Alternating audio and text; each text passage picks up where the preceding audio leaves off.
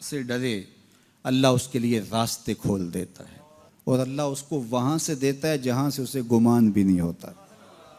وَمَن يَتَوَكَّلْ عَلَى اللَّهِ فَهُوَ حَسْبُهُ، اور جو اللہ پر بھروسہ کرے اللہ اس کے لیے کافی ہو جاتا ہے، اس کی ضروریات کا وہ خود کفیل ہوتا ہے، اور اس کے کام اس کے ذمہ کرم پہ ہوتے ہیں، وہ ہو کے دیکھے اس کا۔ تو جو اللہ سے ڈرے اللہ اس کے لیے راستے بناتا ہے۔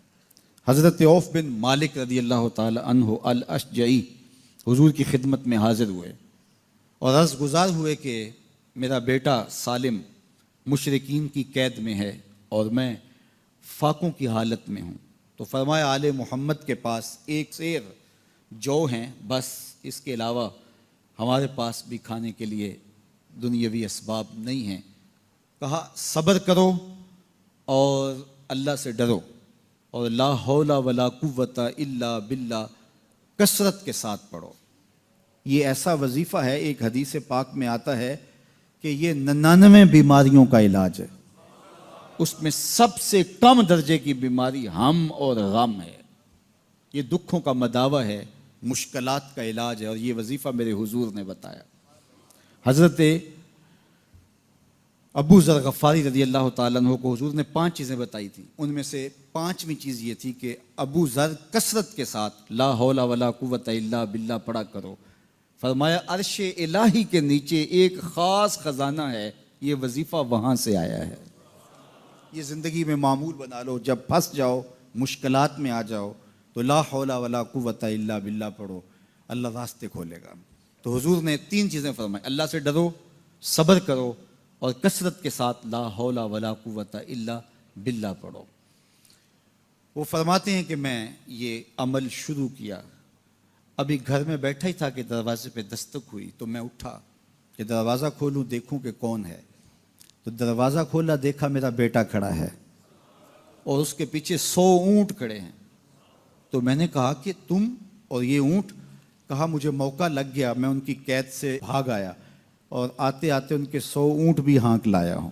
وَيَرْزُقْهُ مِنْ حَيْثُ لَا يَحْتَسِبُ، وہ تمہیں وہاں سے رزق دے گا جہاں سے تمہیں گمان بھی نہیں، اس کے ہو کے تو دیکھو۔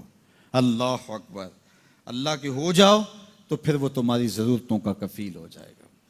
فرمایا حضرت عبداللہ ابن مسعود رضی اللہ تعالیٰ عنہ نے کہ کسی شخص کو فقر و فاقہ آ جائے تو وہ لوگوں کو بتائے کہ میں آج کل بڑے مشکل حالات میں ہوں، ہر وقت لوگوں کو بتاتا رہے تو اس کی مشکل بڑھے گی، اس کی مشکلیں آسان نہیں ہوں گی اس طرح۔ اور اگر وہ اپنی اس مشکل کو کسی سے شیئر نہ کرے بلکہ مصلی بچھا کے اپنے رب سے کہے کہ مالک فقر و فاقہ آ گیا ہے اور اس کا علاج تیرے پاس ہے، اس مرض کا مداوع تیرے پاس ہے۔ تو حضرت عبداللہ ابن مسعود فرماتے ہیں کہ رسول کریم نے فرمایا جلد یا بدیر اللہ اس کو مالا مال فرما دے گا۔ یہ بھی کبھی کر کے دیکھو، مشکل آ جائے، فاقہ آ جائے، مصیبت آ جائے، کسی سے نہ کہو، صرف اپنے رب سے کہو، پھر دیکھنا اس کی کرم نوازیوں کا می کیسے برستا ہے۔ فرمایا اللہ پر بھروسہ کرنے کا جو حق ہے اگر وہ تم ادا کر دو، وہ تمہیں ایسے رزق عطا کرے جیسے پرندوں کو عطا کرتا ہے۔ ہم تو دکان پہ جانا ہوتا ہے، فیکٹری میں جانا ہوتا ہے، ہم اپنے کاروبار پہ جانا ہوتا ہے، نوکری پہ جانا ہوتا ہے، مزدوری پہ جانا ہوتا ہے، ہمیں پتہ ہے کہاں آج صبح جانا ہے، لیکن پرندوں کو کوئی پتہ نہیں ہوتا کہاں جانا ہے، راس المال بھی نہیں ہوتا، لیکن صبح نکلتے ہیں، شام کو کبھی بھی خالی پیٹ نہیں آئے۔ بن توکل پنچھی اڑ دے، خرچ نہ پلے زیرا ہو۔ گھر سے خالی پیٹ نکلتے ہیں، جب واپس آتے ہیں تو پیٹ بھرے ہوئے ہوتے ہیں، اور پھر جو ان کی ضرورت ہوتی ہے اللہ وہ ساری ضرورتیں پوری کرتا ہے، جو ضرورت ان کی ہوتی ہے۔ یہ شیر کتنا گوشت کھاتا ہے اللہ روز اسے دیتا ہے، یہ ہنس روزانہ سچے موتی کھاتے ہیں، اور آپ مارکیٹ میں لینے جائیں لاکھوں روپے لگا کے تولے ماشے کے حساب سے آپ خریدتے ہیں، پھر بھی آپ کو یقین نہیں ہوتا کہ یہ سچے ہیں یا 2 نمبر ہیں۔ اور ہنس دنیا پہ کروڑوں جانور پائے جاتے ہیں، روز کھاتے ہیں، صبح بھی، شام بھی، دوپہر بھی، پیٹ بھر کے کھاتے ہیں، اللہ روز انہیں عطا کرتا ہے۔ کہا اس پہ بھروسہ تو کر کے دیکھو، وہ تمہاری ضرورتوں کا کفیل ہو۔